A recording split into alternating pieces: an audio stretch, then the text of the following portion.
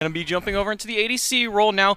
These matches were played last week, and that's why Scream is showing up into this one here. So if you see Scream on here, don't worry. He is still SPL. This was a match that was played before he moved over into the SPL side of it. So that's why you're going to be seeing his name onto there. But putting Sino over into the ADC is going to make for a little bit of an interesting startup for him. Yeah, I mean, look, Sino or Scream and ADC, both of them are junglers. You're going to have some sort of weird stuff going on there. But the reality of the situation is that this Sturdy Artisan team is just really stacked. So, like, they are going to be able to make plays no matter who would be over there in the ADC role. When you've got guys like Relentless One and Pagon and Ionic surrounding you, that's a lot of really good setup for whoever your backline is.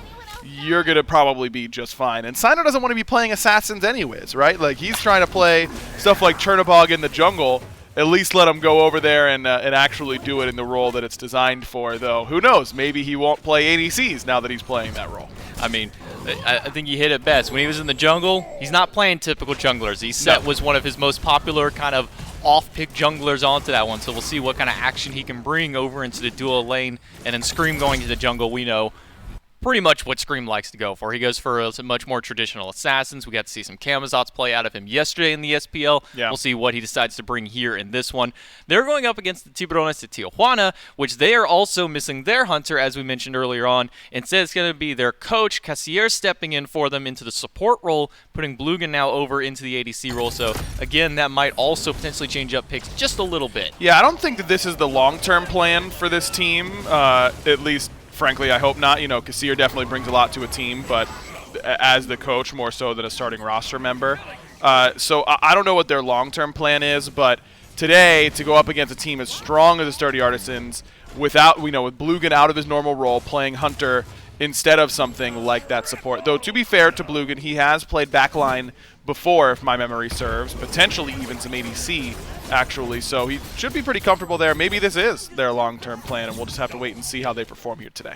Hey, and based off some of the picks we've been seeing in the SCC for the last couple of matches, this might be the best chance for Cassier as well. Back when, I believe it was the Season 5 qualifiers when he stepped into support, Kuzumbo and Sylvanas were two of his picks, and Sylvanas has been a hot topic in the SCC. Yeah, I can't believe that, man. I mean, Sylvanas not seeing play anywhere else except for the SCC, but seeing a lot of play at the SCC level. I think Sylvanas is probably okay.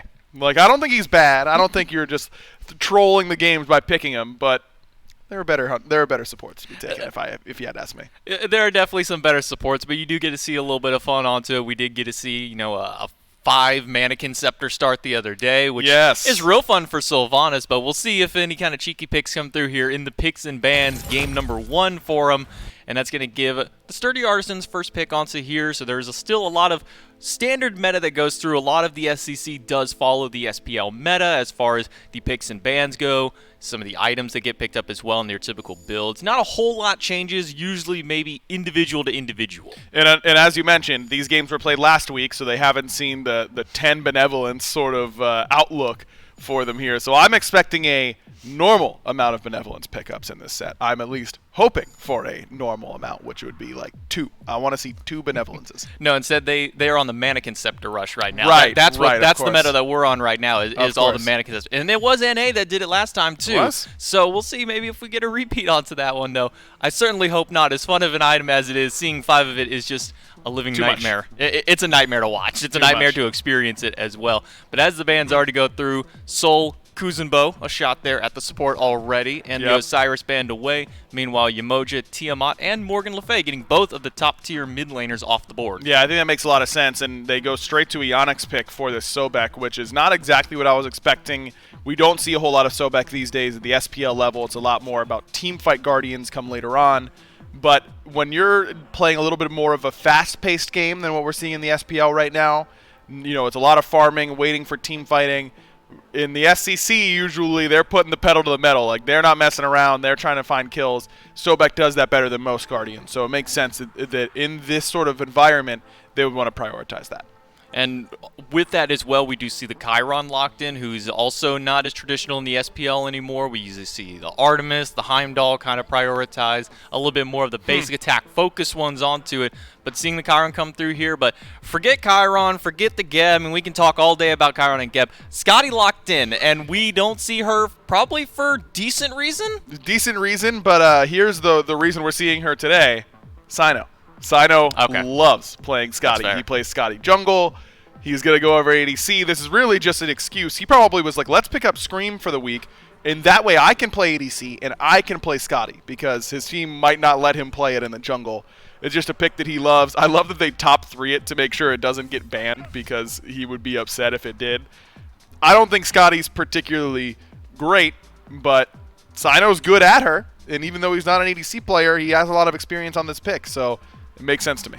It is a week 1 game as well. You've still got plenty of time to hash out the standings, so as long as you get something you're comfortable on, I think that's the most important thing for teams that are not only playing with subs, but playing with people not in their traditional role, is just something comfortable. And that's why we do see the Merlin and the Raijin as well. Merlin is a very baseline god. It seems to be a lot of mid laners just kind of go to. It's a good pick overall. I'll never be upset if my mid laner decides they want to play a Merlin. There may be other mages that you can top pick over that, but I mean, a lot of those were banned away. The Tiamat Morgan Le Fay is also off there. So, yeah, just go with the Merlin. Why not? I love this Odin pick, though, here for the Tiburones. I mean, Odin, we've seen how heavily prioritized it's been in the SPL. I'm not convinced it's quite that good, but it is good, no doubt about that. And especially when you've got something like Scotty on the other side that has no recourse whatsoever to that Odin cage, you're immediately having a really good win condition. Let's just cage Sino every single fight, and we should be able to win it pretty easily. Well, Vamana locked in to boot along with there, and the Erlong Shen. Questionable they're going with 2 gods that kind of struggle with the Odin cage on top of that one, especially with the anti-heal that the cage provides naturally. It might be a little bit of a detriment to the Vamana. The Vamana can just walk out, though. You remember, he can fair. go over those player-made walls, so it's not too much of a concern for the Vamana, but I'm very concerned for the Erlong Shen. I mean, Erlong does not have any sort of ability to walk over player-made walls, does get shut down by that anti-heal, does not want to be stuck in the cage. And it's not like the Artisans have a lot of attack speed in order to break people out of cages. You know, with things like Rom in the meta, Odin becomes a little bit less valuable because he's able to kill that cage really quickly. But Scotty, low base attack speed. Erlong Shen is going to have to do some auto-attacking in order to get out of there. Maybe the Vamana himself will, on his way out, Colossal Fury, stomp on the cage a little bit in order to get his jungler out of there. Little surprised that's the direction Scream went. Well, maybe with the cage not being so big of a big deal for the Vamana, they do lock in the Circuit afterwards, and that can be the answer to the anti-heal they need for that Vamana. Said, oh no, he can get out, but he can't get away from the last breath. Exactly. Shut it down, get rid of all that healing. Remember, he does get shielding now as well, so it's not a complete counter as it used to be, but it still does not feel good to go up against when you're Vamana. But at the same time, you know, something like a Chiron on the other side, you can chase his dash pretty easily. You can stick on that character pretty easily, and that's really all Vamana wants to do is stick on you and then make it difficult for you to get away and just out-trade you with his damage. Well, jumping right into the game, we see where everybody lands out, and it's pretty understandable where it all jumps down to. The Vamana into the solo lane, the Erlong Shen out of the jungle. Joining us, however, is going to be Doug on the Spectator, along with myself and Aggro here. Concierge going on to the Geb. No surprise onto that one either. I think maybe Blugan is probably the only player, not just in the SCC, but kind of in general these days, that would potentially take that Odin into a support role if he was playing support. But with him going into the Hunter role here, unlikely to see that now. No, I didn't really think so. So you end up with Geb solo, still something pretty defensive. The problem is that I think that when you're in these sorts of positions and your support is not there, you know, you're using a sub, it's just so easy to get bullied on a pick like Geb. A nice pluck right into the ice, and that's going to be first blood going the way of the Artisans. It's basically just the old tried and true combo, like a Sobeku into an On Her or an Artemis. You throw them and now they land on the ice. Yeah, just too greedy from Kassir to be a little bit too far forward. Now Blugan gets plucked back. He should have Giddy Up. He doesn't have Giddy Up. He didn't get his 3. He didn't get his 3. You watch your support get killed. You have a dash option. You hit level 2. You could put a point in your 3 and get a dash away. And that didn't happen. And then you think, okay, well I just won't get plucked. And if I do get plucked, I'll use beats so I don't get tossed back. And then we don't do that either. So now we're in a position where we're in the middle of the wave. I've been sundered. and I don't have a dash. And now I don't have beats because I died anyways. So that's not a great start, I would say, for the duo lane of the Tiburones. No, because as soon as they step out of tower line again, and maybe not even step out of the tower, they could just walk up casually close to the line, and it's going to be an easy pluck there for Ionic. 2 for 2 on the plucks. With those plucks as well, 2 for 2 on the kills following up there. Quick early lead for the sturdy Artisans puts them up over 1,000 gold already. I mean, look, you can pick Terra all you want and have great team fighting, but if they're going to let you get 2 kills off 2 plucks in 2 minutes, then you're going to take that every time. Sobek is obviously the better option.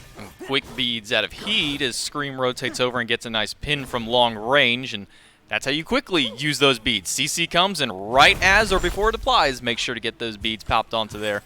Maybe we'll see Blugan finally pick up that giddy up now that he's level 3. Okay. Hopefully. Now, yeah, double point in training exercise, please. I don't need it. No, I'm sure he's got it now, but at this point, Sino's going to have a ton of damage whenever he backs, and you don't have any lane pressure, not even because you got killed twice, but because you've got Geb in your lane, so you're going to lose purples. Sino is going to get really big in this lane.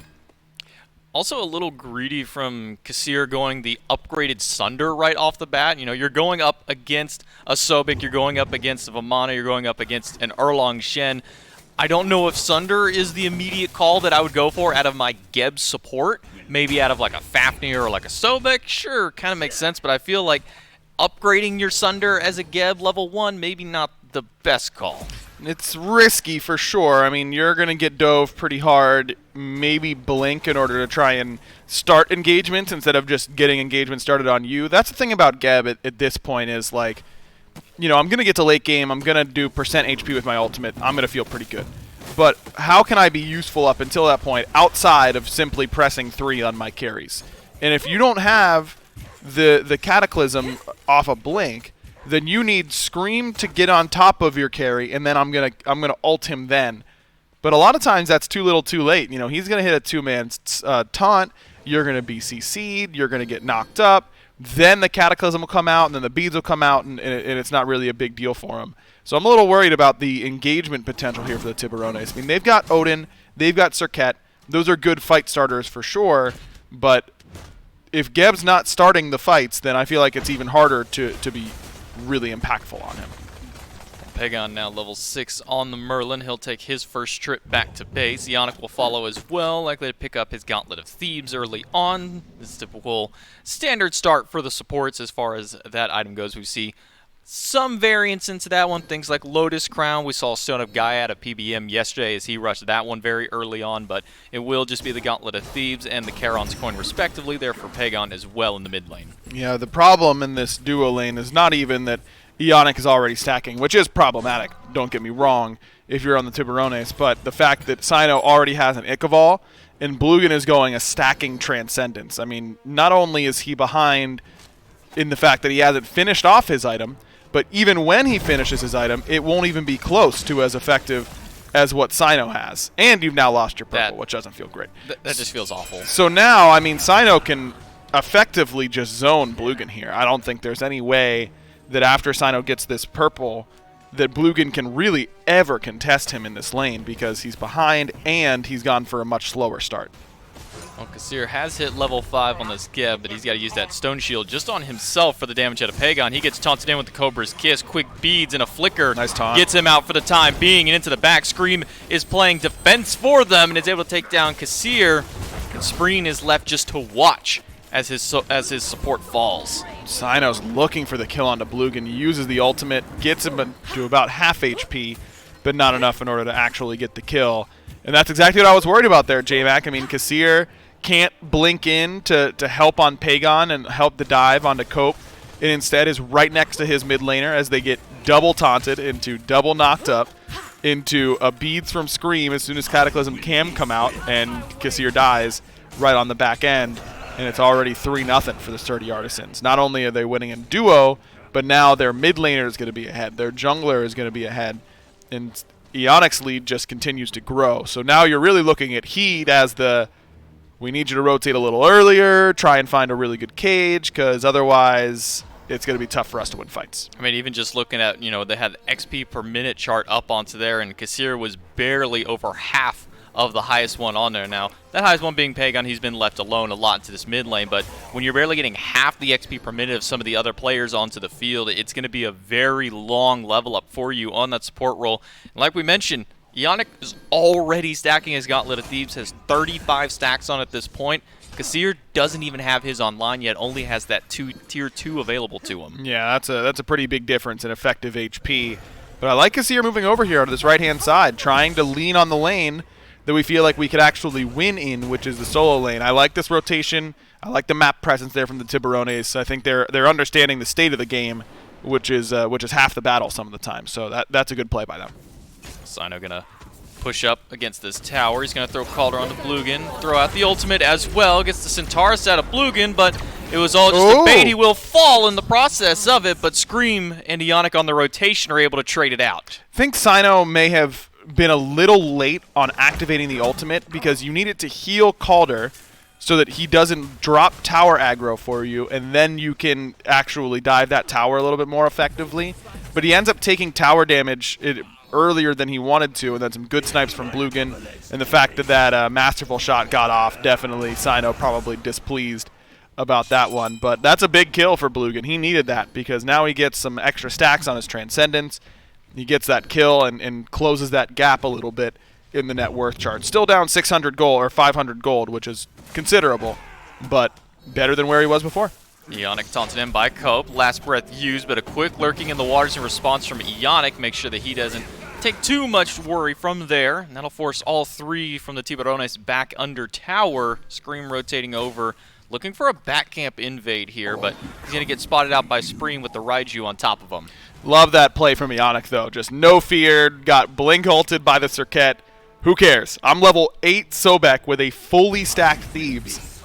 That's going to be problematic. Speaking of which, Relentless One just barely gets the mana in order to use that ultimate right at the last second. Heed didn't trust it, but a great cage. Man, make sure to hold him in. Scream is here trying to break down the wall for him, and he does no mana for himself, so he's not able to continue that chase. Nice rotation from Scream. Make sure that Relentless is able to get out of that cage. Otherwise, it looked like that one was going all the way of Heed. Very close play there by Relentless One. Like you said, barely getting enough mana in order to get up into that Colossal Fury. Speaking of ultimates, Sino throws out his yet again, but to no avail. Yeah, that time the dash was ready in there for Blugan, so no ultimate for Sino means that it's going to be harder for him to bully, but not impossible because he's just got the stronger build at this point in the game. Luck on the Kassir, and he's immediately going to have to use the Stone Shield and roll out, but it gets interrupted. Ionic pushing forward. Red buff was dropped. Looks like that goes the way of the Sharks there, as they're still sitting around waiting to see if anybody can even walk up to it at the moment. Instead, they're going towards the purple buff. Beads out of Blugan off the pluck from Ionic, and the 3v3 fight. Centaurus comes through. Nice Scream ult. is going to make his way out of there. Sino's going to be the one to pick up Cope, baby. Kassir is going to fall down to the rotation from Pagon, and Spreen just a little too late onto that rotation. Man, such a good start to that fight for the Tiburones. I mean, they group up. It's a good taunt coming from Cope. He gets the ultimate on the priority target, which is the Erlang Shen. Shut down that healing coming from the 9 turns blessing. And Kassir's in a good position that time and finds a nice Cataclysm. But it turns out having a lot more golden experience than your opposition gives you some extra leeway. And I think that's what really happened there for the Sturdy Artisans, that even though it's a good fight for the Tiburones in how they executed, the Artisans are just so far ahead that they could brute force their way in. The level lead for Scream came into play there, no doubt about it. That extra HP per level made quite a difference. I mean, 3 levels up into the jungle. Pagon might not have the same luxury. He gets ulted into the mid lane by Spreen, and no Aegis available to him just yet. He's going to get sent back to base very quickly by the mid laner. Scream, however, makes a nice rotation over, and with a good pin, will solidify a trade-out kill yet again. Sturdy Artisans put their 7th kill on the board just shy of 11 minutes. Smart play there by Spreen. I know he gets traded for it, but I don't mind the play, and it was really good recognition that Pagon was being really greedy with his back timing. Pagon hadn't backed in a long time. He had 3,000 gold in hand, 3,300 to be more precise, whenever he died. And that means that he just hasn't backed and spent and gotten stronger. And Spreen came back to lane and just realized that, hey, I'm way stronger than this guy. I had tier 2 Enchanted Spear, so plenty of extra damage from that bit of flat pen. Love that identification. Only one shot at Centaurus hit. Sino throws the ult on to Cope, who's going to immediately respond with his own last breath. Sino will eventually fall down to the double team there by the Tiburones, and they'll finally be able to kind of shut this Hunter down a little bit more. Yeah, here's the thing about how Sino was really far ahead and has been attempting to push the lead well, and it's just that Scotty is hard to push leads on at times, and he's out. That is maybe the issue with Scotty, one of them, in some of these more mobile ADC matchups. That I don't know how he really punishes Bluegan if he has his dash up. I think we're starting to see why Scotty might be a Sino exclusive pick in the ADC role. Well, maybe so. On to it. Cassier able to make it out of that mid lane skirmish, gets a nice cataclysm, puts himself down to about probably 100 HP, but able to get the rollout out due to the stun from the cataclysm, gives him enough time to roll away, make his way into the jungle, and narrowly avoids death onto that one. So good on him for not falling down there. But back into that dual lane matchup, you know, we have the traditional stacking like we were talking about out of Bluegan on the Transcendence. He's got it done now. So he's got his big power spike on. He's also got the Aussie on there for a little bit of lifesteal. Meanwhile, Sino doesn't have any lifesteal up into the build, going for that more traditional bow style build. Yeah, I like the build for Sino quite a bit. I mean, Transcendence feels really good on Chiron, but I just think with how fast-paced the ADC builds are in this meta that you can't really afford to go something like this. Pagon going to get hit with the last breath from Cope. Cope will leap immediately into the mid lane because Scream was lurking in the jungle, as well as Ionic, who's made his way into the mid lane now. So for the time, Pagon will make it out, but loses his beads in the process for it. Now he may lose a little bit more. He drops the cage down. Relentless One walks right through it and starts slamming down. Sino gets a solo kill onto Bluegan on the left-hand side. Cope manages to turn around and get Sino in response, but over here on the solo lane side, it is Scream coming out on top, despite Relentless putting the majority of the damage in. Man, as soon as he jumped to clear that wave, I think everyone knew, like, oh, buddy, you can't do that one whenever the jungler is missing and might show up on your side of the map. Unfortunate timing there for Heed, but you end up getting at least a return kill on the left-hand side after Sino does get a solo kill onto Bluegan and keeps both of his relics up, whereas Bluegan has neither of his. So that's a pretty big win for the Artisans. Are going to start up the rollout and immediately lose that rollout. One of the benefits that this Sobek does have into that matchup against the Geb. Sure, you can Stone Shield a lot of things, but you can't reapply the Stone Shield to yourself and get you that knock-up immunity onto it. Man, remember the days when that Stone Shield did have that knock-up immunity? That was good, I think. Yeah, Geb. He was, man. Remember when the shield scaled off your HP? And Gauntlet of Thieves' original one was in the game for 24 hours. Yes, that was dark times. Very dark times, and 2,000 plus health Stone Shields. Very dark onto that one, but Fury does go down, and immediately Ionic will dash in. Cage drops down from Heat. Ultimate out of Spreen will put Ionic back in the dirt, and Relentless One tried to break down the cage for him, but it's too little too late. Ultimate out of Cope, right back onto Pagon. Uses the Aegis early on, but Bluegan able to take him down to the poison. Spreads to Relentless One. Now he doesn't get a heal back up, and Bluegan picks up the double kill. Sino and Scream both on the run. You get the Fury, but you lose 3. Man, that's a big play for the Tiburones, right on time, too, because they needed some momentum to go back in their favor, and they get 3 kills, shut down Pagon, get his Aegis, so he's still fairly vulnerable whenever he respawns. I like the grouping, get a tier 1 in mid. Really good fight there from the Tiburones. The sturdy Artisans just didn't respect the fight potential, especially after a good cage from Heed. Nice slow by Sino and the Ice Carpet as well. Make sure they can at least pick up Heed in response, who's stuck around maybe a little too long, overextended just a little too far, but Tiburones with those 3 kills, even though they lose the Fury, they at least keep the gold lead somewhat narrowed down, just shy of 4,000 gold, still in favor of the Artisans despite their 3 deaths. Yeah, that's the thing, is that, you know, it's a big fight for the Tiburones. They get a lot. It's really good for them. And I think it just illustrates how far behind they were before that fight, because they really got a lot and still barely made a dent in the overall gold difference. Now, XP is a different story. They cut that almost in half, their deficit, and that's a big deal at 15 minutes. So that fight, if the Tiburones can mount a comeback, it begins with a fight just like that. And I think they identified that nicely, that, hey, we can't just continue to give. We got to show up and end up putting our foot down at some point, and they picked a pretty good one around that Gold Fury. I mean, it was at 1.3, almost 4 levels between the jungle, about 2-3 levels between the supports, and now you're looking at Just barely 2 between the jungle. Still a nice lead for Scream, but the support gap has closed quite a bit from what it was. Now only shy of a level and a half sitting between them, though the item disparity is still peaking through. You do see a full Relic Dagger online for Ionic, where Kassir hasn't even started his 3rd item up just yet. Yeah, that's pretty typical, but Sino's in some trouble here. Cope's had a long flank to find him. He's going to get the Cobra's Kiss, gets the beads out immediately. Centaurus on top, and the last breath. Aegis comes through to immune the Deathbane damage, but he's dead to rights here. Bluegun will be the one to grab him, but now Scream and Pagon have rotated over as well as Ionic on the top side. Ice Shard comes through for Pagon to get the credit for that kill. Ionic going to zone Kassir and Spreen away on the top side just to keep it at a 1-for-1. Yeah, both carries lose their relics, so neither one feeling particularly happy about it, but Scream also gets the beads away from Cope Baby. Had a really nice double knockup there with the 72 transformation. So Scream continues to look very good. I mean, of course, this we've already covered it, but if you're just joining us, Scream is still a member of the Solar Scarabs, but these games played a week early. He was able to sub in for this team at the time. Starting to see why he was the pick there for the Solar Scarabs. He's making plays here for the SCC champs in the Sturdy Artisans. Yeah, 4-0 so far into the jungle. A nice little stun out of Heed onto Ionic, and you can just see him slowly pulling that lead ahead. Tied for top level in the game alongside the mid laners of both squads onto that one. So making sure to keep his XP up despite how many fights he's been a part of. He's still keeping the farm game going. With the camps cleared out, looks like Sturdy Artisans are setting up towards either the Pyro or the Pyromancer or the Fire Giant here. Pyromancer is still not respawned in quite yet. Instead, they'll clear a ward at Fire and look to start this one up right away. Heed is in zone for it. Frenzy pop. Fire Giant down to half. Heed still has a chance to take this one.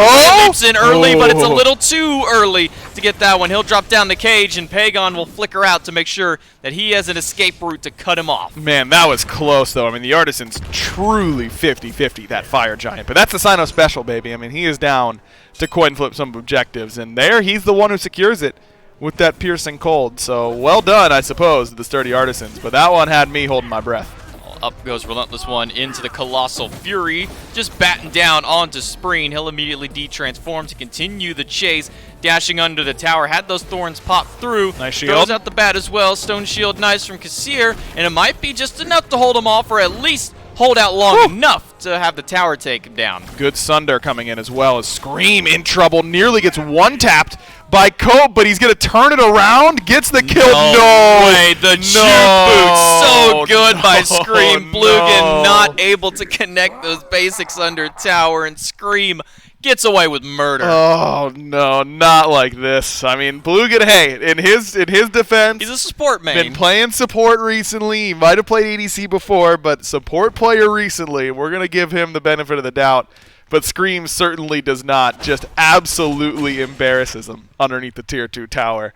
But hey, I mean, that's the GOAT. I mean, hey, that's what he's bringing to the table. That's tough to compete against, no doubt. And broke every single one of those ankles on the horse himself. So now Scream level 19, 5-0 now onto him, thanks to the kill he got and the escape. So it doesn't add a debt to that column just yet, and now allows for Sino to push up against this Tier 2 tower all by its lonesome. Doesn't need any assists, or at least no other god's assist. He's got Calder there to make sure he can push that one down quickly. Yeah, he's got a good boy with him, so he's chilling. I mean, if you're the Sturdy Artisans, I think that this is go for Phoenix territory, not settle for a couple of Furies and some towers with this Fire Giant. This one should be setting up to end. Oh, Pagon going to take a large chunk of damage there from the Bird Bomb, but Heed is the one stuck in the middle. Sino and Relentless doing quite a bit of damage back to him, but Spreen up into the Tycho drums, not able to get the final shot onto Sino, crashes in with the dash, and will be able to pick him up. Now Pagon in trouble. Last breath comes through in the Deathbane. That's guaranteed to take him down. One more tick will do it. Relentless One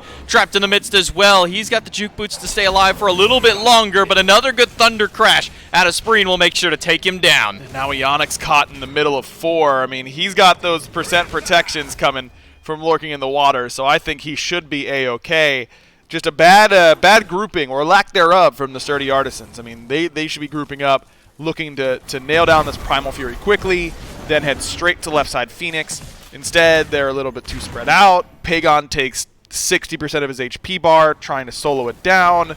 Sino was nowhere to be found in order to help him with the DPS, but the tanks weren't there to help tank it either. Just a little bit ugly there from the Artisans. Yeah, Pagon held on to that Fury for a long time by himself and got put down to well under half health by that point. So a great recognition there from Heed and Cope to just say, hey, Mage is down to half. Let's just jump on him, see what they respond with. And unfortunately from the Artisans, they don't have much of a response from it. Pagon gets separated from everybody, and he just falls down to the might of the jungler. Heed able to at least zone him away from it for the time being. Not quite full build yet onto the solo laner for the Sharks. He's looking to finish up that cloak. Still has a couple of options he can go, either the Spirit Robe or the Mantle of Discord, and he can still upgrade that Sundering Axe, or upgrade to a Sundering Axe or the Hero's Axe, depending which route he chooses to go, but the more popular option among solo laners has been that Sundering Axe. Yeah, it's a matter of how much CC is on the other side and how much HP you're building to see how much Hero's Axe will really help. Up against a Sobek Erlong comp, Hero's Axe would probably be fine. Surely you want the extra damage from the Sundering Axe, but it's still not bad. Scream going to get caught inside the cage, but he'll get a little bit of a bailout there from his teammates. Centaurus and the Masterful Shot comes through.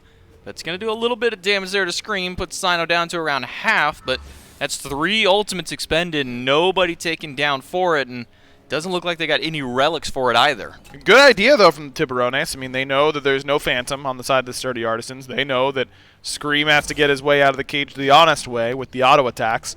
So let's try and be aggressive around him. If he sees him, I'm going to cage him. And hopefully our boys are there and close enough to be able to follow up. That time, the boys were not there and close enough to follow up. But if, Spreen is a little bit closer, Cope is a little bit closer, they're going to be able to potentially kill Scream. If not, get him down to low HP and send him back. So I have no problem with that attempt by the Tiburones. Heed going to have to jump away as 4 members of the Artisans pushing forward. I'm sorry, 5 members, all of them there to make sure to push that solo laner back. And, I mean, Cage is already back up off of cooldown. Plenty of CDR on the side of Heed to make sure that he can have that ready to go. Once again, drops it down. Frenzy popped by Ionic, and that gets him out of the cage very quickly. Relentless One zoning into the back, but it's a Cursed Ankh popped on top of him. He's taking a lot of damage through. Last breath comes out from the jungler. Relentless One not getting any of that health back. Needs one more good basic from Cope to take him down, but a pluck from Ionic may have just saved his life. He's able to get out, and now Heed trying to run away, but Scream is blocking his path, and Spreen will put Scream right back down. Relentless One will be able to make it out, but he has to cancel the back. Good damage coming from Pagon, though. They can't afford to chase into this narrow corridor up against the Merlin. It's a 1-for-0, though, in favor of the Tiburones. Scream that time just goes a little bit too deep. He is nearly pure offense, so it doesn't surprise me that he can't withstand the damage from the 1v4 for very long. Cope going to get caught out there, and he'll immediately Deathbane away as Sino hitting level 20 and nearly full build now onto the Scott. He does have the Leather's Cowl maxed out and is looking for his final item amongst his tree with that Balanced Blade. We'll see which option he elects to go towards. It's more often not than been that kin size for that extra health-based damage onto it, and really good for shredding those frontliners. Yeah, I believe that should be the call for him. Just put some extra threat onto Heed in particular and try and punish him for being so aggressive with these cages. Fire Giant started up by Tiburones as Sturdy Artisans are trying to get back into position. Kassir holding on to it, but will eventually leash it. Leap in by Heed, immediately plucked back by Iana. Gonna have none of that nonsense, and Relentless One up into the big baby form yet again, but he is getting shredded through that Cursed Ankh, is putting in a lot of work for them. Ionic trapped inside the cage. Kassir up front with them, but has used the Stone Shield on himself. Cope gets a nice ult onto Sino, trying to get some poison spread. Will manage to take down one, and it's going to be so far a 3-for-2 trade out in the Sturdy Artisans in favor. Blugan uses his beads, and he's going to fall down. That's 4 now for the Artisans. Man, I don't know how many Scream just taunted, but that might have been a 5-man Erlong taunt. Like, he got everyone, it felt like, because that was a good fight for the Tiburones. Relentless One is low, maybe a little bit inaccurate there. Well, just wasn't accurate from Spreen on the ultimate, but that's a tough guy to lock down with that Colossal Fury. Gives him a lot of mobility and just hard to lock him down. You can't then just group up and assume the fight is going really well and then get multi-man Erlong taunted into multi-man knocked up into damage from the Merlin. Like, that is just never a fight that is going to end well for you if Scream's able to find an angle in like that. I mean, he turned that fight around entirely. 7-1-8 now for the jungler, and Again, maybe we're seeing why he kind of got picked up here into the big league. Still strutting his stuff there into the jungle for the Sturdy Artisans team. And as we mentioned before, this is a set played previously. This is before he got pulled up into the SPL, so he'll still be over there for that Solar Scarabs. Ionic just going to be up here to clear out some of the lane minions and make sure to push up towards that Tier 2 tower. Only 3 members, though, with that Fire Giant for the Artisans. Yeah, that's true. I mean, neither Relentless One nor Sino have it, and Sino not having it is the big deal, right? Because he's the one who's going to be doing a lot of the damage on these Phoenixes and towers. So him not having it does matter quite a bit. Well, we are going to get a nice little replay from Scream's perspective. We'll see just how big that taunt is for him. And it looks like he got 3 at least onto that one. Not quite in range for all 5, but even still, turning that fight so massively in their favor with just one singular ability. Yeah, that was huge. I mean, they did just too much of a grouping there from the Tiburones, but you know, good angle coming in from Scream. They never saw him coming. And Gold Fury in the process taken down by the Sturdy Artisans as they now push forward towards the towers as the last lines of defense for the Sharks up here against the Sturdy Artisans. 2 on the left-hand side, splitting up 3 into the mid, and that split just cost Sino his life. Yeah, good cage from Heed, and that's just really good recognition there from the Tiburones that Sino is not locked in on his ADC positioning right now. Relentless One loses about half of his health. The Onyx still playing front line here for the Guardian. And make sure that he can get the rest of his team out, but once again, losing Sino, they've lost most of their tower pressure onto him. I mean, you still have Scream, you still have Relentless for some damage, but not having that range damage to go up against these structures is very risky for the Sturdy Artisans, and rightfully so, they will back away. And it's just tough if you're Sino because there's no blink for Heed, so he has to jump at you in order to get in cage range, but when you're Scotty, there's not a lot of mobility there. It's pretty easy. If you're anywhere close to him, you're kind of in cage range right away, and that's difficult to play around, especially if you aren't familiar with the role. Now, like I said, he's been playing Scotty Jungle. Scotty Jungle at 28 minutes is no different than Scotty ADC at 28 minutes. It's the exact same thing. It's just playing Scotty in the late game. Gonna have to position a little bit better there if you're Sino for sure. Maybe your build's a little different. Maybe not the bow build if you're coming out of the jungle, so maybe a little bit more power, more of that kind of one-shot capability onto it, but for certain, it is still just a Scotty. It's kind of like a Sylvanas jungle versus a Sylvanas support. You're still a Sylvanas nonetheless. You probably have Blink either way that you go for it.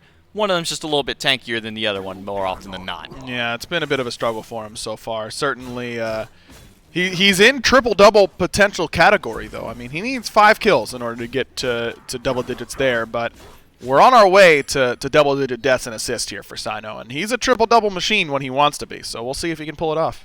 Well, so far it's going to be Scream on the left-hand side and splitting the rest of the map again. They'll put 3 into the mid to work on the low-health Tier 2 tower that will fall down very quickly, and immediately starting to push their grouping back over towards the right-hand side.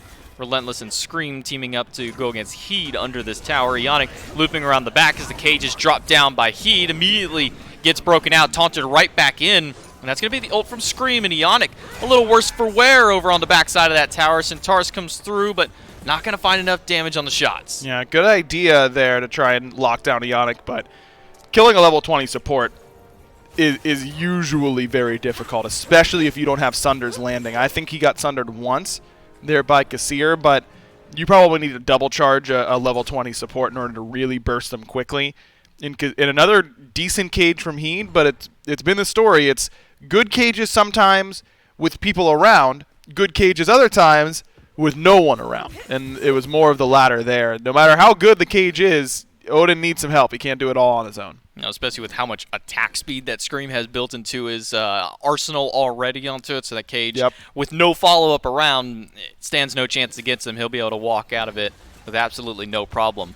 Fire Giant set to respawn here in just a few seconds, and that's where the Sturdy Artisans have pushed their attention towards. See everybody from the Sharks starting to group up there, aside from Spreen. He's got to pick up that red buff for himself over there into the mid lane, but he'll be quick to rotate over shortly after. I mean, you're at the point now where you're the Tiburones. Like, yeah, you've been losing for 30 minutes straight, but it doesn't really matter. You're all full build, except for Kassir, who still has a starter item upgraded, so that's not the end of the world. You've got really good strengths across the board. I think the Tiburones are in a pretty good spot. Link in by Relentless into the back line. And it's going to be an ult in from Cope onto Scream very early into the fight. And Scream hasn't even used his own ultimate yet. Ionic goes into the waters. Caged in is Relentless and Ionic. Centaurus and the Tycho drums come through, but it will be enough damage to take down Ionic, so he will fall. Pagon flickers away, and he gets a stun onto Sino. Meanwhile, in the back is Relentless and Scream with no cage and no last breath. Still going to be enough damage to take him down as Cope finds him after the Cursed Aunt comes through, and some of that anti-heal as well. Sino, however, picks up Heed, and Pagon has no choice but to flicker into the back onto 2. Puts a lot of damage onto Blugan and to Spreen, and that'll be enough for them to come clean up those kills. Double kill for Cope, baby, and it's now a 2v2. Taunt doesn't land for Cope. They needed that one to hit. No beads were there from Sino, and now it's just Scream knocking him up. It's a deicide for the Sturdy Artisans. And do they have a wave here? They have one coming, just a couple minions. I wonder if these two can just end on their own. These are your best 2 tower killers. They might be able to do it. Sino throws out Caldir just to get a little bit of damage onto it. Takes down to about half. Scream uses the Ming form to get in for the extra attack speed, and they'll move in close to it. The bare minimum take out the Phoenix. Sino is pushing forward. He's very healthy in the mana. Scream won't have much to assist him. Sino immediately on to the Titan. They don't have the minions there just yet. Scream and Caldir, or at least Caldir in this case, will be the one to take him up. He gets the ult, and the Titan falls down. Sturdy Artisans, after a brutal team fight at the fire, able to close it out. Hey, man, that's why Scotty should get picked more often, of course, J-Mac. What other hunter has a pet there in order to tank up the Phoenix and tank the Titan for you a little bit? Overall, good fight back from the Tiburones. I mean, they were behind pretty significantly. Think that some key mistakes from the Sturdy Artisans left that door open, but overall, pretty impressed with how they were able to bounce back. Yeah, with that one, the Sturdy Artisans able to clean it up and take game number 1. We'll see if the Tiburones can bounce back in game 2 right after this break.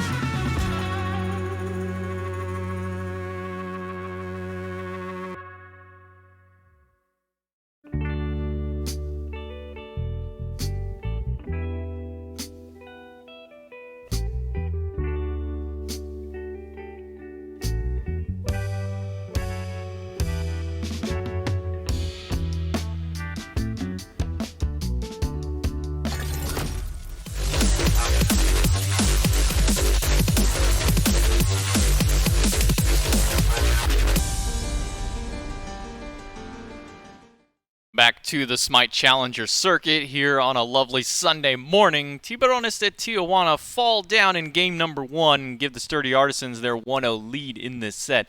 J. Mac Tucker joined with me, aggro one more time onto this one, and it looked a little bit rough there for Sino into the duo lane going into it. It looked a little back and forth at the latter half of the game. Looked like it could have gone either way, but yeah, that one Fire Giant fight is all it took for the Sturdy Artisans, and they're able to clean it up. And look, when Scream was playing the way he was, it was going to be pretty difficult for them to lose that game. So that was the key factor there, is that, you know, Sino had a bit of fun, it felt like at times.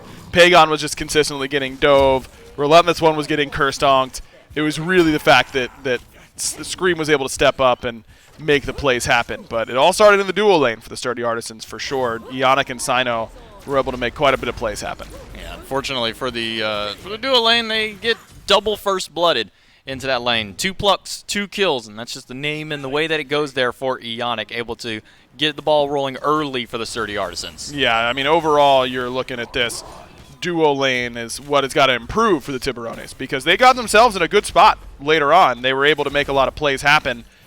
Got to start off the game a little bit better than they did next time around. And this play around here would Scream with the insane juke boots and mind games, able to break the ankles of Blugan and get out of that one when he was so rightfully dead under that tower. That was a huge play, man. I mean, Scream was just making it happen. There's no doubt about it. This is the GOAT for many reasons. Maybe self-proclaimed GOAT, but you know what? That's okay. When you're going to make good plays, you're allowed to say stuff like that. I mean, when you have a slash run like that, 9-1 and 11 into the jungle, yeah, I think you can rightfully call yourself the GOAT onto that one. Played a big impact for his team there, top gold. Not quite top damage. That one belongs to Pagon onto that one with the Merlin, but as to be expected for the mid laner. But 9 of those kills, 2 big Fire Giant fights go their way as well. That huge 3-man taunt that we saw in the replay for Scream. Absolutely no surprise seeing why he was picked up by the Solar Scarabs. If, again, you're just tuning in for us here, Scream did play this match last week with these guys. This is before he gets picked up by the Solar Scarabs and moves into the SPL, so that's why we do see him here in this game. Yeah, it's also worth noting, by the way, in that last game that Blugan, despite obviously struggling pretty hard in lane, ended up with top damage in the overall game and had some really good presence in the late game team fight. So Chiron slow to start with that build, and we saw that, but pretty good late game. We have also been informed on to hear that Pagon and Ionic are swapping places this game as well as we get ready to go into picks and bans here. So Ionic moving out of the support and into the mid, and Pagon from mid over to support. And I'm not sure how well Ionic's mid game play. I don't think I've ever seen Ionic play mid. Listen, Ionic, he's got a deep god pool, J-Mac. Right. You got to give him that, okay? We've got the Ionic Ra. That's iconic. Okay. Ionic Kukulkan also devastating. All right. The one pick I might be looking out for, this one's a little bit more under the radar for him, but the Giannis is going to be really fearsome, I think. So you're looking at Ra, Kukulkan, and Giannis as his 3 gods that I'd be looking for. If I'm that's the thing, is the Tiburones probably don't know that he's swapping. If they did, I'd be triple banning him, because otherwise, I don't know what he's got. So we'll see. We'll see what he ends up going for. We're just kind of exposing the man here, saying he's got this secret Giannis pick that he's not going to go with. But no, now everybody knows he's got it. So now I know it. Okay, you know it. Yeah, you know I've it. seen it in ranked many times. It's fearsome. It's something you got to watch out for sure.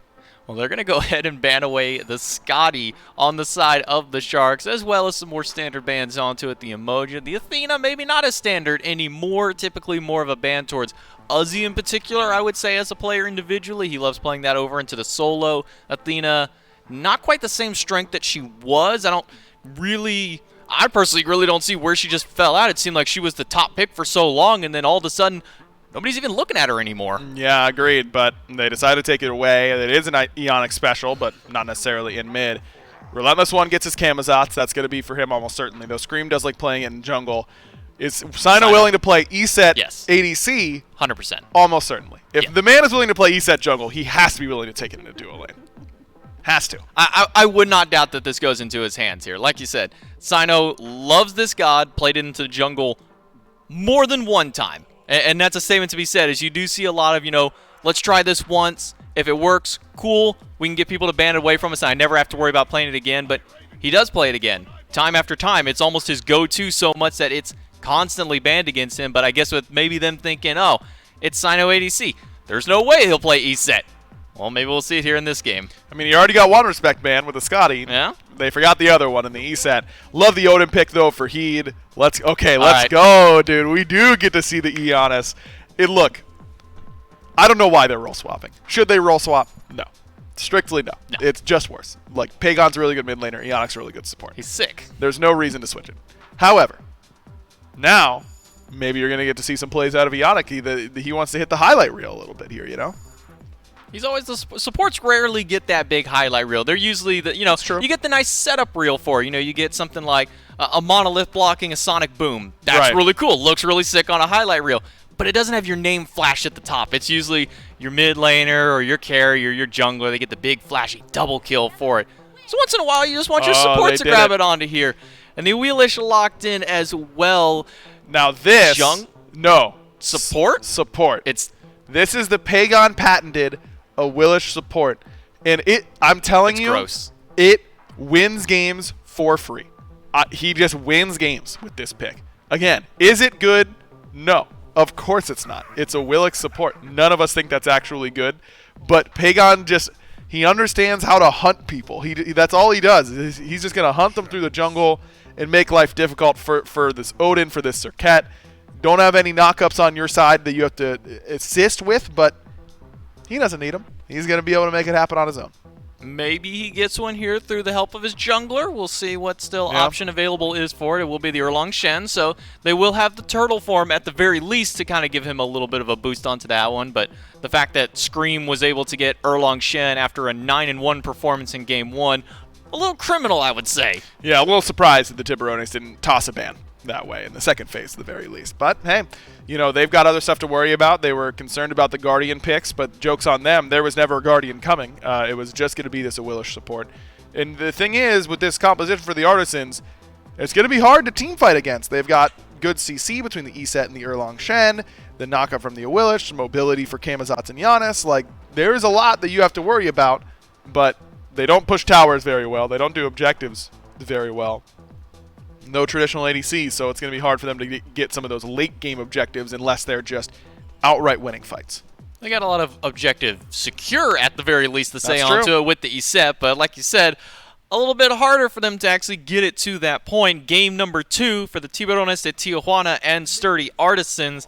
J-Mac and Agro still joining with you, and Doug on the spectator as per usual for us here. Going to be catching all the action on there, and it is going to be the wheel support, as you called onto it. Ionic going on to the Ionis. We'll see how that performance goes through. Sands of Time start by both him and Spreen. We haven't seen Sands of Time in a hot minute. Yeah, look, for the Ionis, sure. Yeah. CDR really important for that god. And CDR is very important for Raw as well. But to not take Vamp Shroud, I'm shocked, because you really would love that physical protection. You get physical prots when you're standing in Solar Blessing anyways. You'd be so tanky if you had Vamp Shroud there for Spreen, but decided to go with the Sands of Time. Really wants that CDR a little bit more. I think we're going to be paying a lot of attention over to this duo lane with Pagon on this Wheelish support, Sino on his signature ESET. Not in the jungle this time. It will be in the duo lane carry position for it, though plays out very similar to no matter which role that you play. You just have a much longer lane that you have to deal with. Yeah, it's not easy to play something like ESET support, or ESET ADC, because you just get run down pretty easily. She doesn't have a whole lot of mobility, just that extra movement speed during Wing Gust. But maybe she can keep Bluegan at bay with all of the Spirit Balls and Dispel Magic and just forcing him to walk into that damage. Certainly plenty of CC, and Bluegan is on his signature pick. When I think of Bluegan and not playing support, I think of the Chernobog for sure. So we'll see how he does this time around on it. And Kassir going back onto the Geb after his game 1. Pagon going to get a nice little flip with the Feather Step, but Bluegan's going to turn that one right back around. That minion wave still hurts level 1 against those not-so-tanky assassins, and Tiburones get on the board first. Yeah, that's as expected, I would say, for the Willish support. Nice and aggressive and summarily punished for it. But Bluegan, good shield from Kassir, just in case some extra minion damage was going to come his way. But Bluegan definitely gets the early benefit from Pagon limit testing the old Willick support. I think he found out just how quickly he's able to fall on that assassin. Ionic takes quite a bit of poke into the mid lane, loses out on his purification beads off a nice taunt from Cope, who's also once again going back onto his jungler from last game. Had a great performance on it. Didn't get all the picks that he had wanted, but was making sure to at least keep Relentless one at bay onto that Vamana, keeping Scream at bay on the Erlong Shen. Just that last little team fight not working out too well for him. Pagon here we go. Coming for the flank onto Blugan. Still looking for the knockup. Will get it with the Moonlit Charge and gets a nice Feather Step for some extra damage. Spirit Ball from max range will connect, and Sino and Pagon put the carry in the dirt. Man, really good flank. Just long, using that extra movement speed from the Suku and just getting himself in a really good position. Blugan not respecting the Sino Spirit Ball coming at him from behind, I suppose. No beads, lost those earlier. Spreen going to get knocked up by Scream. Ionic not going to find the unstable Vortex, and Spreen will get a little bit of assistance here from Cope and Heed to make sure the mid laner does manage to make it out. So unfortunate for the Artisans, not able to pick up that mid laner. Oh, but here comes Pagon. He's on the Willish support again, but Spreen's at level 5 and pretty healthy. Feather Step, or Knockup comes through first and doesn't even need the Feather Step. Ionic throws out the ultimate just on a whim. Maybe he can look for Cope, but Cope's able to leap back to his tower. Really good flank from Pagon. Again, that's what I'm saying, bro. He's a mid laner, but he gets the assassin pathing. He's in between towers there in order to track down and kill the enemy mid laner. 2-0, or 2-1 rather, both kills for the sturdy Artisans on this Willish support already.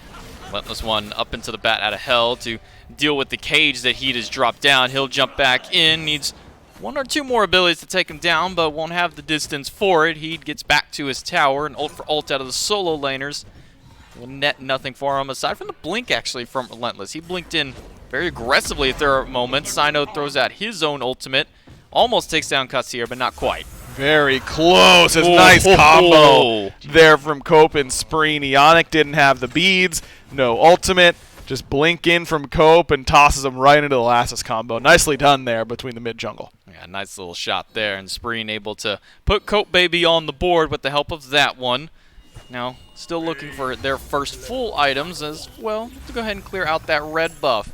2-2 already on the board, 4 minutes in, keeping up a nice kill-a-minute threshold that we so love to see with these North American teams. I mean, look, the EU games are fun. When you get to these late-game team fights in the EU SCC, they're very calculated. They're very fun to watch the last 5 or so minutes of it where most of the action comes through. But we're back in NA, baby. This is arena from the get-go. Yeah, look, European SCC, it's chess. You know, it's calculated.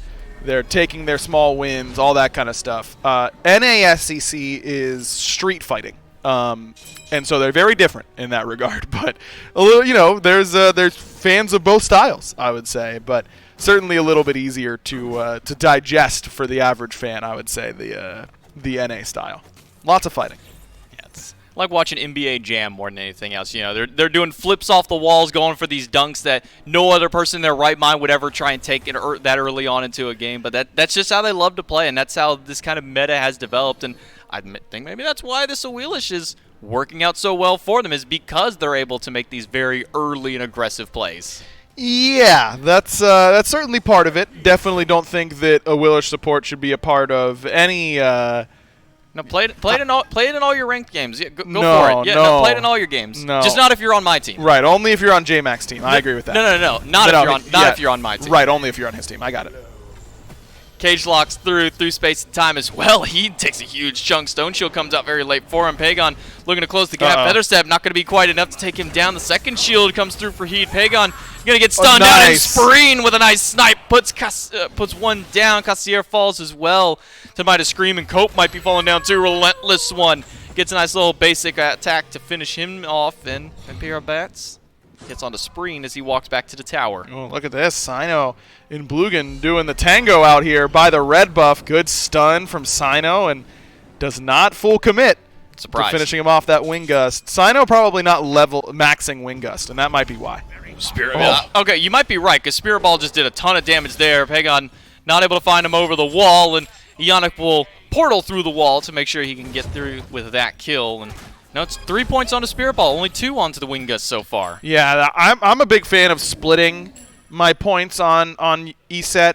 I think that I usually put 3 points in Wing Gust early because that full clears archers if you hit all 4, and then I max Spirit Ball after that. But maybe if Sino's got purple buff, he's going to be auto attacking a little bit more. He might be able to just put an extra auto attack chain on the archers and then clear with the Wing Gust. But definitely agree with the idea that Spirit Ball is the most important button to be putting points into in the early to mid game, because you just it slams. It slams now and it'll slam later. That's the thing about Spirit Ball. It's just good. Especially slams if you got a full Spear of Desolation as your first item. A huge power item on top of there. Pagon gonna feather step over Blugan, take about a quarter of his health, and in response, Pagon take about a quarter of their health. Ultimate comes through for Ionic and forces the heal out of Spreen, who will get back to safety. Blugan comes in with the ultimate trap scream in place, and Spreen once again another clean snipe out of the mid laner. Yeah, he's looked very good on this Raw so far. It's been off CC each time, but he's been patient, hasn't rushed it, waited for his setup, and then been able to deliver on the snipes. That's all you got to do with Raw at times, is just be patient, don't rush it, and be smart about when you're going to be using your ultimate. That being said, you can't sit around and wait on it forever because it's such a low cooldown. You want to be getting as much value out of it as you can, but Spreen's been accurate so far, 2-1-1, getting paid on it. He's right there even with Ionic despite the 1-1-3 on the other side. I think so far we've seen 3 for 3 on his snipes connect. Maybe only getting the killing blow with 2 of them, but still firing and having 100% accuracy. And like you said, that's all you need out of your mid laners. You don't need them to go for the super fancy, try and get these snipes out of nowhere. Wait for the setup. You've got plenty of it onto this side. You've got a stun out of Heed. You've got Cope and Cassier as well to do a lot of setup for you. Just wait for that ample opportunity and then take that shot. Absolutely, and he's done it so far. Now he's got to be a little bit worried, though, because he's going to be the focus moving forward. Barely able to get into the wall in time as Blugan dashes right back in. Cassier is here to help him out. Pagon gets a feather set, though. Cancel out the stone shield. Knock him nice good, but the Cataclysm may have just been better. Spirit Ball, though, will connect from Sino, and that'll take down the carry. Cope rotates in, but he gets pulled out of the ambush immediately, and Pagon puts him down. Yeah, that's not where you want to be. Jumps in immediately to a gravity surge. Great reaction coming from Pagon.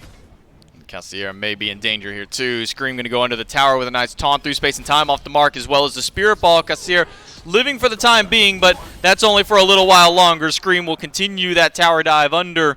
Spreen looking for a potential snipe here, maybe to get the killing blow, or maybe he doesn't even need it. Gets silenced out by Sino. Still goes for the shot. This man don't miss. Great shot from Spreen. I was going to say, that's one where it's like, all right, you got to press forward at some point. Got to just trust that you can hit it without the setup. And he does eventually put down Sino, so well done there to Spreen. But, man, I'm still so surprised that Blugan waits in the wall, circle of protection down, then he dashes into the circle of protection to take a whole bunch of damage. That was the difference. If he had just dashed out towards Draugr, yeah, he wants to get towards his support, but it's no way it's worth getting hit by 400, 500 damage that he got hit by that circle of protection on. So definitely a bit of a misplay there in the duo lane. Well, luckily he had Spreen there to bail them out for some of the damage at least. 3 kills now onto the mid laner, 3-1-1, and 4 for 4 onto the shots. Eventually that curse will come through as we keep talking about it. You know, we'll talk about how he don't miss, and then he'll finally miss and go, what? Right. Well, and it'll be off like a Geb Cataclysm into knockup where they're CC'd for like an eternity. Because that's the real test of how strong your caster curse is, J-Mac. Because it's yeah, I've seen it happen. You know, they're red hot. We're talking about how they're red hot, and then it's the easiest snipe of the game, and they whiff it out of the window a little bit. So a little concerned immediately. I was feeling good about Spreen, but now I'm worried for him. Yeah, I'm a little worried, and I do apologize in advance to you, Spreen, onto this one. And usually it always happens to me, like you have the shot lined up, they're about to walk out of it, and you're like, perfect, I got this, and then you're support ults them, stuns them in place, and so you just shoot right in front of them where they were walking, and now you look like the fool. You're like, wait, I gave you perfect setup on that one. Yeah, you're right. It is the support's fault. That's the right. Yeah, I like that. Not my fault. They just mistimed it. That's a good call.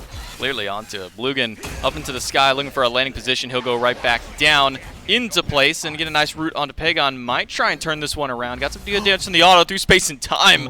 Fired out, but Blugan able to spot it just in time to juke away from it. Cassier on the way just to play defense here for his carry, make sure he gets out. Scream, however, trapped inside the cage. Relentless One is here to play as a backup for him. Cope with a big taunt. Wasn't enough to save his solo laner's life, and barely going to have enough to get himself out. Gets smacked by the Harpy a couple of times, and Scream with the blink will pick up the double. Yeah, it was Scream stuck in the cage, but it was really he stuck in the cage with Scream at that point. He had no mana left, and Scream off to another great start on the same Erlang Shen pick. Cataclysm onto Pagon, and Spreen with his 5th shot will get another kill onto it. Takes him down. Now Sino on retreat. Luckily for him, he doesn't have to worry about a Celestial Beam coming through or a Searing Pain to take him down. So Sino makes it back to the safety of the mid lane with the Ionic there to help him out. All right, so we didn't curse him too much. You know, Yes. good setup from Kassir. Knows that Pagon doesn't have any beads or anything like that. And a great setup there onto Spreen, who, of course, slams it home. So we're still good. Pagon continues to be aggressive, to say the least, on this Willich support. 3, 3, and 4, been a part of 7 of the 10 for the Sturdy Artisans. And I was wondering what the build was, going to look like. Blackthorn for a bit of tankiness, a little bit of damage as well, CDR. Straight into the Jotun's Wrath. So CDR focus, CDR Willich support. That's the build here for Pagon.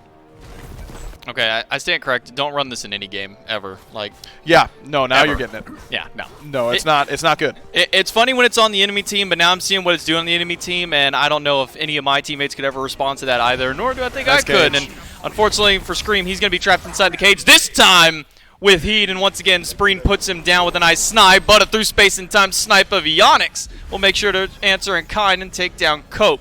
Heat stuck in the middle, will have to use the shield just for a little bit of defense, falls down into the portal, and knockup is good, pulls him back in with the surge, and Relentless one in the back will find Bluegan. Now Heat, the one in danger, going to be under the heals though, will make sure to keep himself alive. Ionic throws out the Unstable Vortex, but not quite enough damage on the follow-up. Not quite enough yet. I mean, a good portal coming in. Stun have got to land for Sino. The last 2 Spirit Balls have been inches off landing and getting kills, but because those Spirit Balls don't land, he's able to walk away. Sino does still have the ultimate as well, so they can drop this one down and try and take this Gold Fury. Meanwhile, in response, the Sharks have gone over to the right-hand side of the map, but they're giving up their attempt to go to the Pyromancer. Instead, they now just don't even have an option to steal or get anything off this Fury. And good job by Sino to not even waste his ultimate. Is Ionic in trouble? Spreen's ultimate still down. Oh, okay. That was so close. If it weren't for the fact this is Giannis, he had that snipe every day of the week, but Ionic going to be caught under the tower by Cope. Nice taunt and ultimate will take him down. Stone Shield makes sure to keep him alive and the extra healing as well. Pagon, though, he is still on the chase, and Spreen throws out a nice Celestial Beam, putting him down to half health. Kassir taunted back in, and he's not going to have the same luxury appeal. Yeah, very, very close. Nice play from both Spreen, who nearly hit a really sick snipe without any sort of vision, and then a really good play from Cope, who with the last breath was not going to be enough. Hits a little fadeaway taunt with the Cobra's Kiss in order to actually get the kill. Relentless diving under the tower for Bluegan, but he'll dash into the wall for safety. Heat here to act as a defense for them. Charges up the spear and gets the bat out of hell at a Relentless one. He'll have to fly away and back to his own tower. Meanwhile, Spreen will pick up his red buff and head back into the mid lane. There's been so much fighting around mid and what Spreen is doing that we haven't really noticed that Relentless one is up 2 levels on Heat. 2-0-3 and been very, very effective on these backline dives. He was able to manage 3 people underneath their Tier 1, Tier 2 tower in that last engagement. Cage out by Heat. It's keeping Sino locked in place, and he's got nowhere to go. Bluegan comes through with the Living Nightmare, but Sino trying to turn this one on its head. Through space and time comes out to play for it, but Heat is going to body block the entrance to make sure that Sino can't walk away. Kassir was waiting in the wings, but now he falls through a portal of his own. Has the Stone Shield for a little bit of defense, but it's going to be an immediate back off here by the Sharks. Heat trying to get away, and Relentless one, he will get the leap. Yeah, that's going to be problematic because here comes Pagon. You're going to need a Stone Shield on this ultimate in, or else he's going to have to use the beads because Gravity Surge is coming. Well, Heat going to stand onto the backside. Spreen now under fire by Scream. He's not going to leave this carry alone. Snipe comes through, manages to get some damage off. It's going to end up being a 2-for-1 trade so far. Sino does fall, but Spreen and Kassir on his own team fall. Ionic takes down Bluegan. Now Heat is on full retreat as he is the lone man on this side of the map. Cope nowhere to be found. Right through the portal, he'll fall to his doom. Yeah, great portal into the knock-up into the portal, I should say, other way around. It's a good idea there from the Tiburones. I think it might have been Scream. Someone CC'd Spreen right as Kassir ulted, and it would have been a 2-man ult from Spreen that probably would have turned that fight, but someone put CC onto the Raw at the exact perfect time, and Spreen still managed to find a target with the ult. I think he still flattened Sino with it, which was really big, but that could have been even better for the Tiburones. Someone on the Artisans made a big play. Yeah, Not going to get caught up by Cope here. Ambush over the wall. Body blocked by the Harpies. And the most unfortunate positioning there for Cope. Had a great start up there into the mid, but not able to seal the deal and take down Ionic. Sitting 2-4 this game for Cope Baby, not having quite the level of success he did in game number 1. Meanwhile, flip side, you go over to Scream, and he's sitting 6-2-4 on the Erlong Shen. 2 levels up as well, just like his solo laner up now 3 levels in that lane. Tough, man. The right side of the map for the Tiburones has been struggling in both games, though Heed was having good impact in the team fights, and so was Cope. They were down in farm, more so Cope than Heed in the last game. Now it's more of the same, with Relentless One getting a bigger lead on his signature pick in the Camazotz. In the dual lane, doing better than they did before, because game 1 it was pretty rough, but still the support difference in XP pretty large once again. 3 levels in Pagon's favor. Ionic under fire yet again. Cataclysm not quite there, and a little far away for Spreen to get that snipe. Relentless One will immediately dive down onto him with the bat out of hell. Stone Shield buying him a little bit of time, but Ionic's got through space in time to take him down. Circle of Protection drops in the back, but Cope Baby will not let them go for free. Unfortunately for him, he doesn't have any help for the back line as 3 now fall down for the Sharks. Sturdy Artisan still pushing forward. Triple kill for Relentless One, and only Heed is left on the side of the Sharks, and he is on full retreat from Scream and Sino. But Scream still has Blink. Spirit Ball cuts off the escape path. That's what we'll call it there on that one, and it is a clean deicide for the Sturdy Artisans. A big commit onto the mid lane Giannis, and Giannis, as he usually does, is able to slip out, doesn't end up getting killed, and then turns around and fires off a huge ult that flattens out Spreen and gives portals for the rest of the team. That is the Giannis I was talking about in the picks and bans. I told you we had one, J-Mac. I told you. I never doubted the fact that you knew you had one. I'm just saying you called him out onto it a little bit early, letting the world know. Well, now he's letting the world know, hey, I've got this pocket Giannis, so maybe we will see some more respect bans towards him if he decides to ever play mid into the future, but which he should.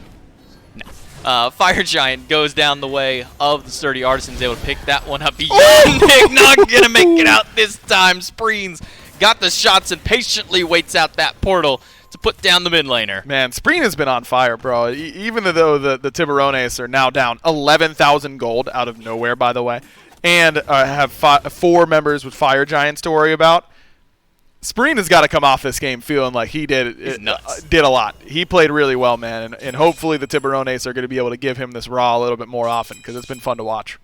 I'd be banning it against him personally. I know Raw's not a meta ban. Same thing, kind of like banning the Giannis away from Ionic if he ever goes that way. It's not meta, but when you look this good on it, you just got to keep him off of it. Yeah, he's looked very, very solid. Second highest on the player damage charts, and him and Heed, though Heed, of course, a solo laner, doesn't really count for his damage. Same can be said for Relentless One. So if you take those out of the picture, that Raw is up top. Well, Heed going to drop down the cage. Cope Baby going to get 1. The snipe just a little bit off the mark there. Circle Protection not going to get any heals because the cage was still active for it. Blugan takes down Sino. 1 gets pulled back in by the Gravity Surge, and Relentless One up into the bat of hell. Gets a quick, swift double kill with only 2 swipes onto it. Still looking to Cope. Through the wall goes Ionic, but it's another triple kill for Relentless One. Looking to put a 4th one on the board. Quadra kill for the solo. But unfortunately for him, I don't think the pentakill is within sight because Scream will just take it away. Man, and Kassir was going back towards him. I don't know. He had a shot at getting the penta there, but how about a triple into a quadra kill for a Relentless One? And that's the thing about the Sturdy Artisans, man, is that this team, they just have guys who will beat you individually more so than any other team, I think, in the SCC in North America. It's really them and the Herculean Hoofs that have these teams that are just filled with players that, we just lost because Pagon went off on us on Merlin this game, or we just lost because Relentless One got Camazotz and killed us all by himself, or Sino did it on ESET. Like, it's just so hard to play against. The worst feeling in the world for Heed. Your only escape option is also your ultimate demise. He gets yanked back in by Pagon and killed just as quickly as he came back up. Ionic with the long-range shot. Manages to find Blugan walking back to the fountain. Spreen off the mark with the snipe. Through the portal will fall Cope and force the beads immediately, but now Kassir is the one who's caught out. The Relentless One will put him down, puts his 10th kill on the board, 10 assists as well. Though Cope is able to turn around, at least get 1 out of the trade for it. Ionic was the one with the last breath poison onto him, and Cope is just taking him on the wildest goose chase that he can, but unfortunately doesn't have any more dashes available to him, and that's going to put Cope Baby back in the fountain. Man, nice little double-double here from Relentless One. 10, 0, and 11. Looking awfully good on a signature pick. Circle of Protection drops through. No healing because of the cage. He'd able to lock down one, but Titan down to half health. He'd pushing the rest of the team away. Still 3 members decently healthy out of the Artisans, but they can't finish the Fire Giant through space and time. Goes through. Yannick trying to do the work, and he will get it with one. Spreen still playing defense. Drops the heal down. Blugan has respawned and has come in with the ultimate, but Relentless One, he's on full retreat. Snipe. Just shy. He had the position, but he's just a little short. Yep, just not quite enough distance on it, but good attempt for sure. And hey, the Tiburones hold the base for now, but that's a weak Titan. Good positioning here from Spreen a little early on his one. That would have been the killing blow onto Yannick, though. He does have his Aegis up. And it is Giannis. He can go through the wall, and unfortunately for Spreen, no ultimate available. Even if he does have one of the shorter mage cooldowns, he doesn't have that much cooldown available to him to be able to kind of get that shot. Well, I guess he does have basically max cooldown at this point for him, but not quite able to close it out just yet. Not quite yet. I mean, at this point, the Sturdy Artisans can just group up, drop ship into the Titan, drop Circle of Protection, kill the Titan. It is this one should be over, but I've got a feeling that they're going to try and get some more kills before it's all said and done. I mean, you got to at this point. Why not? Just farm a couple extra kills, get that KDA up just a little bit when you had the opportunity to, but dropship is a very warranted worry that they're going to have going into here. I mean, this one popularized all the way back in Giannis's release. I believe it was the Eager Boys who were able to first bring that one and popularize it onto it, but we'll see if the Sturdy Artisans go with the same, although we have seen some counterplays to it, but notably the biggest counter on that was an on her, and we don't see an on her in this game. No on her. No Discordia. I think of the disco in that famous play for Rival. So we shall see, but it looks like the Artisans are playing it smart, playing it safe, going for the Fire Giant first, and then they can try and get to the Titan. Starting it up, and Fire Giant just now dropping in. 5 push forward for the Artisans, and Tiburones will respond. Kobaby gets knocked up, but you need the possibility so he can't get pulled in by the gravity surge that didn't even come through just yet. Snipe comes out of Spreen. All ultimates down on the side of the Sharks. Relentless One already on a tear. Pagon gets one. Relentless with one of his own, and Scream picks up a kill and put the double on the board for Relentless. 12, 0, and 14 for the solo laner. 10 and 2 for the jungler. When they're going to get Fire Giant instead of going to end the game, just to make sure that they get as many stats as they can. At this point, Fire Minions would do it for them. An impressive performance from the Sturdy Artisans. They swap up the roster a little bit. They've got Scream subbing in. He looks fantastic before his SPL debut earlier this week. And of course, Ionic on the Giannis and Pagon on the Awilic support. What are you doing? Plenty of impressive play here from the squad. Oh, his alternate timeline. See, smart, big brain plays, following in the footsteps of Baskin onto that one, who popularized that strategy back in the Phase 1 playoffs whenever he ran to that one. So a nice little shout back onto him. But with that one, the Sturdy Artisans able to clean this one up and bring us to a quick 2-0 finish. Maybe not so much quick, but a nice 2-0 finish for them. Yeah, game 1 a little bit closer, but really was pretty dominant in the early game still. It was a good fight back from the Tiburones in the middle of game 1. Game 2, pretty cut and dry. Yeah, game 2, just a little bit out of their league there for the Sharks. Unable to clean that one up. We're going to take it to a quick break, and then we'll be back shortly after to finish closing out the set.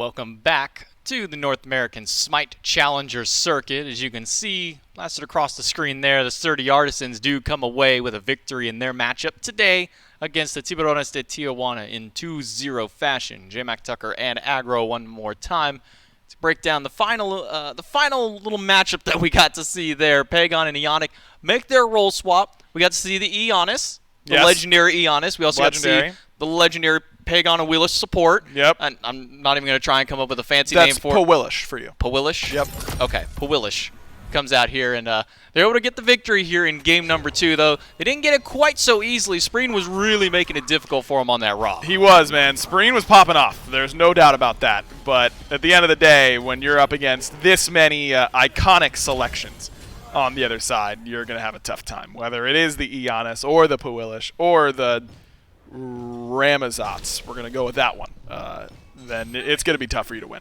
Why not just Relentless Zots? Just go with that one? Okay, that's pretty good. We'll go with Relentless Zots on that one. Yeah, We got the Powillish, the Relentless Zots, Eonis. Yeah, we'll go on to that one. But when your solo laner gets a triple kill in one fight, and then you say, all right, let's team fight again, and he pops off and gets another quadra kill after that, and then another 1 or 2 in the subsequent fight. At that point, I mean, what do you do? Yeah, you lose is what you do, and that's exactly what happened. I love how Ionic always fires the snipe and then like stands to watch a little bit. You know, he's hitting the fadeaway, if you will, every time he shoots off that snipe. Yeah, but instead of firing it and walking away, he fires like, did I get it?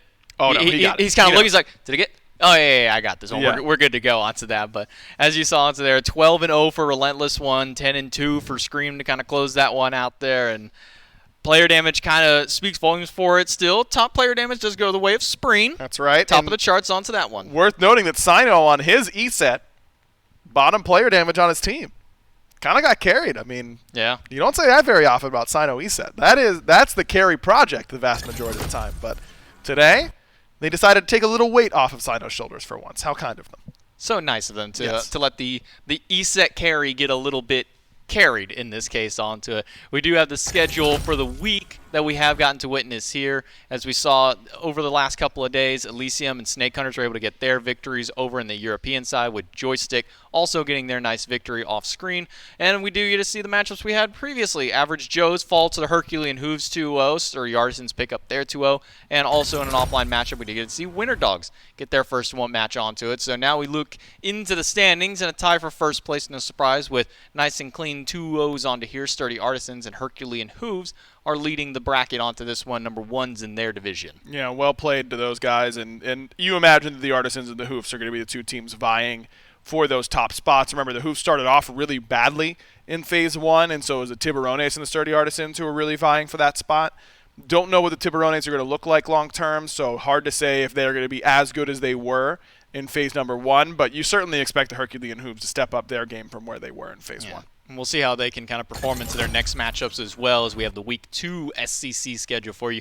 Goodnight Nick and Elysium will be facing off on the European side, as well as Just F6 and Team Joystick. We'll also get to see some more NA action for it. We do have Sleekness and Average Joe, so we'll get to see the first attempt here out of Sleekness. And Winter Dogs and Tiburones de Tijuana will face off as well, so finally getting to see Winter Dogs pop up here and to see how they can perform along with the rest of the crews onto it. Yeah, it's the Hoofs and the Sturdy Artisans going after SPL on the 15th. So that is going to be the best game of the region for sure, going into next week. So definitely want to check that one out. That one should be a lot of fun to watch. Yeah, and I think over for the EU side onto it, Snake Hunters and Pandemonium also after SPL will probably be one of the big ones to watch onto. You can catch that with the SCC community team who puts that on, with a few new casters in their lineup as well. So make sure you check them out after the SPL. But again, that's after SPL, which we got SPL after this as well. We got two big matchups for it today. We got the Titans and the Kings facing off, and the Leviathans and the Scarabs with their